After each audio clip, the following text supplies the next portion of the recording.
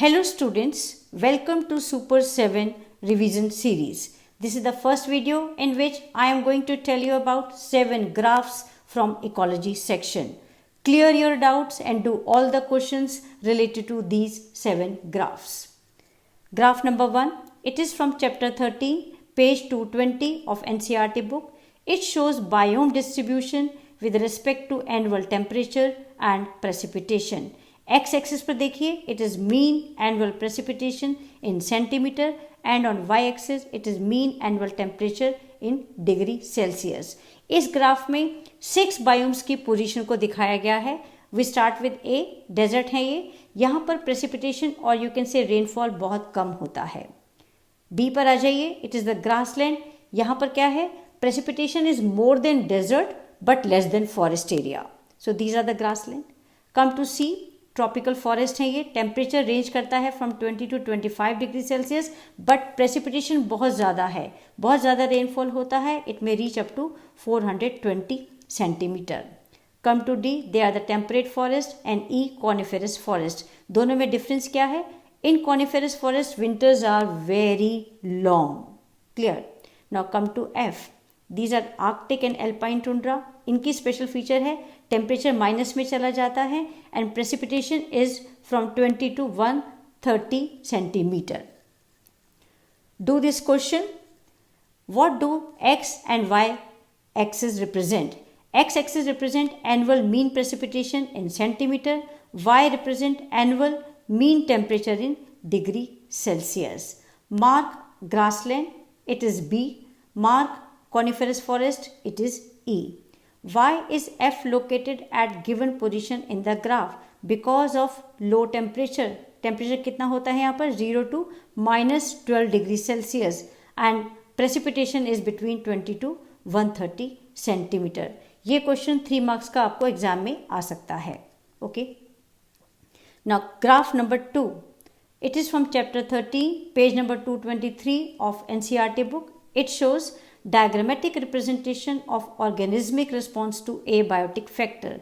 किस तरह से ऑर्गेनिज्म एबायोटिक फैक्टर को अफेक्ट करते हैं, रिस्पॉन्ड करते हैं. ओके. एक्स एक्सिस पर देखिए एक्सटर्नल लेवल है, वाई एक्सिस पर it is the internal level.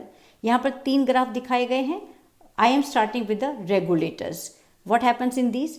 जब एक्सटर्नल एनवायरनमेंट चेंज हो रहा है, बदल रहा है, इंक्रीज हो रहा है, but they maintain the constant internal level. They maintain the homeostasis. They are called as regulators. Example इसका है human beings. Come to second graph, conformers. यहाँ क्या होता है?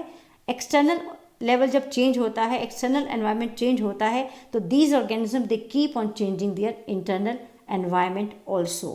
They are the conformers. Example fishes, reptiles and amphibians, they come under conformers. Next, partial regulator. What they do? External level change होता है starting में, तो ये अपना इंटरनल एनवायरनमेंट को भी चेंज करते हैं, बट आफ्टर सर्टेन पॉइंट, एक पर्टिकुलर लेवल पर पहुंचने के बाद ये उस लेवल को मेंटेन कर लेते हैं. They are called as partial regulator. Examples हैं ground squirrel and shrews. There is a question, which one of these A और B depicts conformers? Answer is A. What does the other line graph depicts? It depicts regulators. How do these organisms differ from each other with reference to homeostasis? You have to write the difference between conformer and regulator. It is there in front of you. You can see from here. Then question number 4. Mention the category to which human belong. They belong to regulators. ये 5 marks का question आपके exam में आ सकता है. Graph number 3. Chapter number 13, page number 227 of NCERT.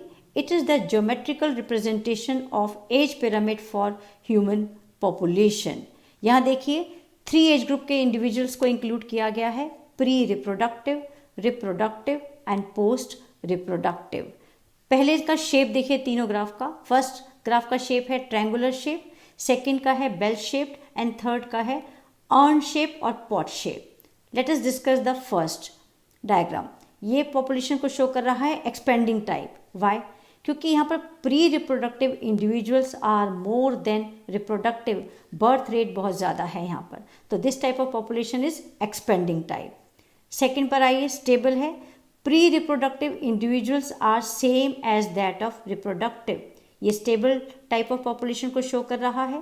Third पर आइए, यहाँ पर pre reproductive individuals are less than the reproductive because of the low birth rate. Okay, तो ये ग्राफ शो करेगा डिक्लाइनिंग पॉपुलेशन को। Clear? Now come to the question. Label the 3 different tiers in given age pyramid. 1 pre-reproductive phase, 2nd reproductive phase, and 3rd is post-reproductive phase. Mention the kind of population described by pyramid. It is showing the expanding type of population growth. Graph number 4, chapter 13, page number 228, NCERT. यहाँ पर क्या दिखाया गया है? Population density को affect करने वाले factors. Okay, first देखिए इमिग्रेशन। अगर इमिग्रेशन होता है तो पॉपुलेशन डेंसिटी इंक्रीज होती है। सेकंड देखिए नेटैलिटी और बर्थ रेट। बर्थ रेट होता है ज़्यादा तो पॉपुलेशन डेंसिटी इंक्रीज होती है। थर्ड देखिए मोर्टेलिटी और the death rate. Death rate से पॉपुलेशन डेंसिटी डिक्रीज होती है। एंड एमिग्रेशन देखिए ई जहाँ लिखा हुआ है, एमिग्रेशन से पॉपुलेशन डेंसिटी डिक्रीज होती है। यहाँ पर एक और इम्पॉर्टेंट पॉइंट है, B+I अगर ज़्यादा है E+D से तो पॉपुलेशन डेंसिटी इंक्रीज होगा। Clear? Now see the question. You have to identify A, B, C and D. A is increase, B is mortality, C is emigration, D is increase. यहाँ पर आप एक बात ध्यान रखिएगा कि नेटैलिटी के ऑपोजिट मोर्टेलिटी लिखेंगे और इमिग्रेशन के ऑपोजिट एमिग्रेशन लिखेंगे। ओके, क्लियर है? ये 2 मार्क्स का क्वेश्चन है आपके सामने। Now graph number 5, chapter number 13, page 230, NCERT। यहाँ पर पॉपुलेशन ग्रोथ कर्व दिखाया गया है। 2 तरीके के ग्राफ हैं, A and B. A is exponential growth curve, B is logistic growth curve. Let us discuss the exponential growth curve. ये कब होता है? यहाँ पर पहले देखिए, एक्स एक्सिस पर it is time, Y axis पर it is population density n. What happens in a type of graph? जब रिसोर्सेज अनलिमिटेड है, बहुत सारा फूड है, बहुत सारा स्पेस है, कोई प्रेडेटर नहीं है, तो पॉपुलेशन डेंसिटी इंक्रीज होती चली जाती है और it forms the J shape curve. Okay, this type of growth is called as exponential growth. Now come to B. ये कर्व शो कर रहा है लॉजिस्टिक ग्रोथ को, और ये कब होता है? जब रिसोर्सेज लिमिटेड हो। स्टार्टिंग में देखिए there is a lag phase, population density धीरे धीरे बढ़ रही है।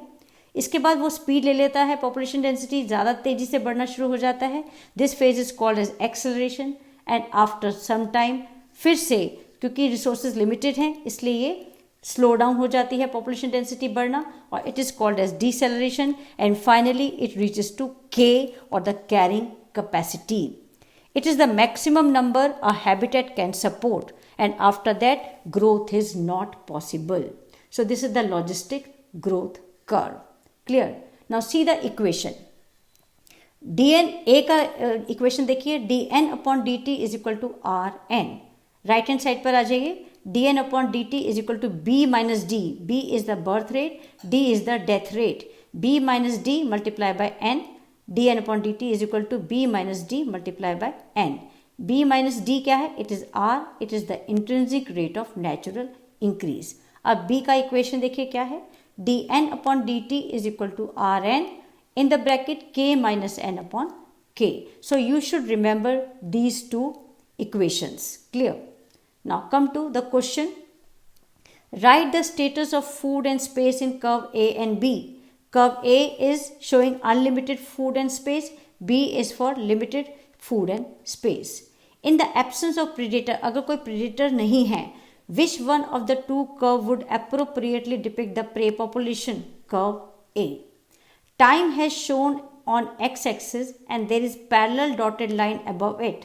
Give the significance of this dotted line. It is the carrying capacity, and you have to write the definition of this carrying capacity. Okay.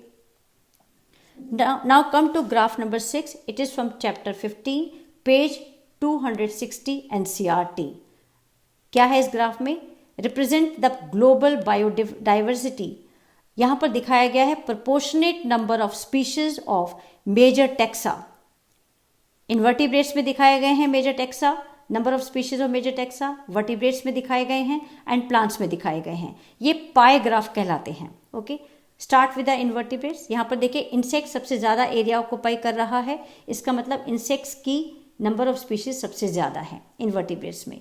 Then mollusc, then crustacean and rest of the animal groups, they are occupying the area which is given by the orange color.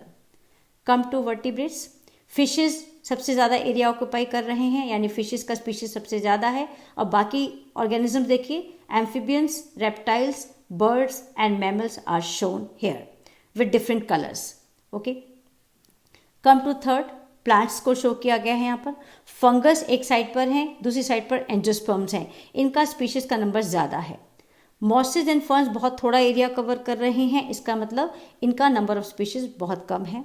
And then algae and lichens are shown on the lower side.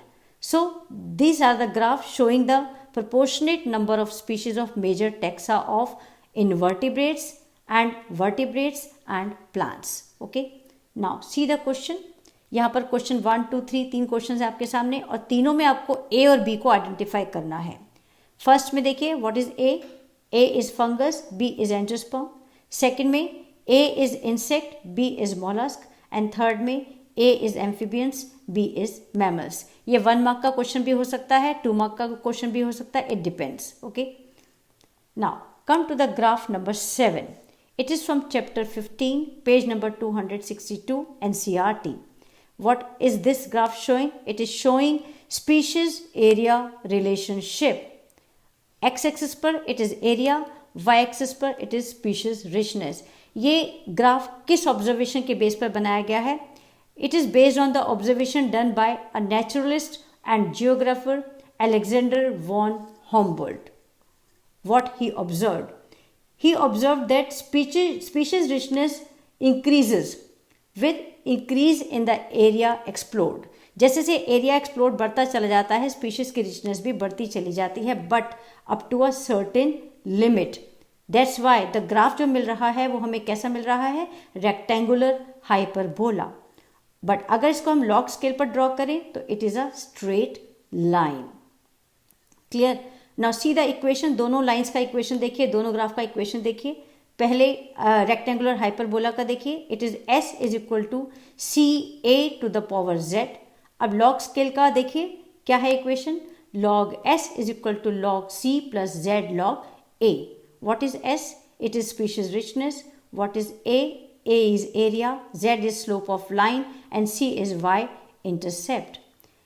According to ecologists, value of Z is 0.1 to 0.2 regardless of the taxonomic group or region. So whether it is a plant in Britain or birds in California or mollusk in New York, all are showing the same type of slope. 0.1 to 0.2 ये Z की value show करते हैं। लेकिन अगर हम explored area बढ़ा दें, entire continent में पहुंच जाएं, तो Z की वैल्यू चेंज हो जाती है। इट में वेरी फ्रॉम 0.6 टू 1.2। क्लियर है ये? Now come to the question. The above graph shows species area relationship. Write the equation of the curve A and explain. क्या है equation? S is equal to C A to the power Z and then you have to write what is S, A, C and Z and explain. इसमें लिखा हुआ है explain, तो आपको यहाँ पर मेंशन करना है अलेक्जेंडर वॉन हुम्बोल्ट की ऑब्जर्वेशन। और ये ग्राफ किस तरीके का है? हाइपरबोला ग्राफ है, रेक्टेंगुलर हाइपरबोला ग्राफ है, ये आपको बताना है। So that's all for today. Thank you very much for staying with me. I hope आपने इसको समझ लिया होगा सारे ग्राफ को। सब्सक्राइब कीजिए चैनल को ताकि आपको न्यू वीडियो का इन्फॉर्मेशन मिल जाए।